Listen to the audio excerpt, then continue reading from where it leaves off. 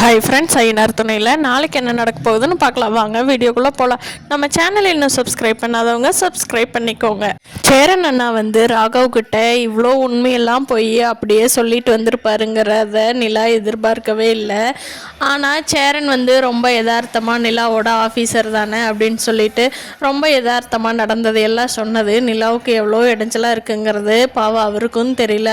அவர் யதார்த்தமாக எல்லாரையும் நல்லவங்க அப்படின்னு சொல்லி நம்பி சேரன் அண்ணா நடந்ததெல்லாம் சொல்லிட்டு வந்துட்டாரு. அது நிலாவுக்கு எவ்வளோ பேக் ஃபயர் ஆகுதுங்கிறது நிலாவும் தெரியல. நிலா ஆஃபீஸில் இருக்கிறப்போ சேரன் அண்ணாவும் பண்ணிட்டு வர்ற ராகவ் நிலா பக்கத்தில் உட்காந்துக்கிட்டு, நிலா உன்னை எனக்கு ரொம்ப பிடிக்கும் அப்படிங்கிறாரு.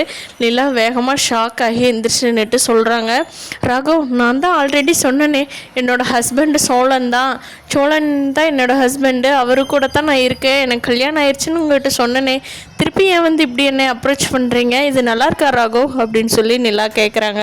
அதுக்கு ராகவ் சொல்கிறாரு, நிலா உனக்கு நடந்ததெல்லாம் ஒரு கல்யாணமாகவே நீ கன்சிடர் பண்ணாத, உன்னோட லெவலுக்கு போயும் சோழனையாக லவ் பண்ணி கல்யாணம் பண்ணுவேன்னு சொல்லுவேன். ஏன் நிலா எங்கிட்டேருந்து தப்பிக்கிறதுக்காக நீ இப்படி என்னை அவாய்ட் பண்ணுறியா?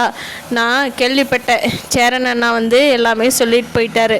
உங்களுக்கு எப்படி கல்யாணம் ஆச்சு, நீ எப்படி வந்த, உங்கள் வீட்டில் இருந்து எப்படி வந்த, நீ எந்த குடும்பத்தை சேர்ந்தவ, எல்லாமே எனக்கு தகவல் தெரிஞ்சிருச்சு. சேரன் தான் ஒரு சைட்டில் மீட் பண்ண போனப்போ சொன்னார். அதனால் நீ சோழன் தான் ஹஸ்பண்டுங்கிற போய் சொல்லிட்டு இருக்கிற விவரம்லாம் எனக்கு வேண்டாம்.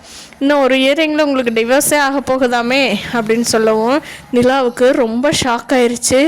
ராகவ் ப்ளீஸ் எனக்கு இப்போ லீவ் வேணும் அப்படின்னு சொல்லிட்டு ஆஃபீஸை விட்டு கிளம்பி வீட்டுக்கு வந்துடுறாங்க.